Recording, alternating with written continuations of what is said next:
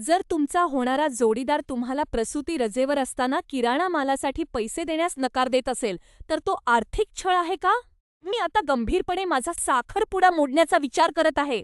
माझ्या होणाऱ्या जोडीदाराची पैशांकडे बघण्याची दृष्टी पूर्णपणे विचित्र आहे. आम्हा दोघांचीही चांगली नोकरी होती. खरं तर माझ्या पगारातूनच आमचं पहिलं घर आणि एक छान एसयूव्ही घेतली आणि मग एका भयानक स्वप्नाची सुरुवात झाली. मी विनापगारी प्रसूती रजेवर असताना माझी नोकरी गेली. माझ्या जोडीदाराचा पगार सर्व बिले भरण्यासाठी पुरेसा आहे, पण तरीही त्याला मी अर्धे पैसे द्यावेत अशी त्याची अपेक्षा आहे. अर्धे! आणि तेही जेव्हा माझं उत्पन्न शून्य आहे. मी नोकरीसाठी प्रयत्न करत आहे, पण मला माझी प्रसूती रजा मिळवण्याचा पूर्ण अधिकार आहे. मी त्याला किराणा मालासाठी पैसे मागितले, पण त्याने नकार दिला.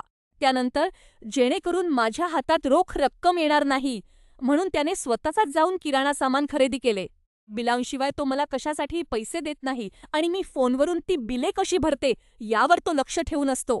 मी अशा वातावरणात वाढले जिथे पुरुष आपल्या कुटुंबाची जबाबदारी उचलत असत. आता जेव्हा मी आपल्या संपूर्ण जीवनशैलीचा खर्च उचलला, तेव्हा माझ्याशी असं वागणवलं जात आहे. मला हे समजत नाहीये की हे फक्त अन्याय आहे की थेट आर्थिक शोषण.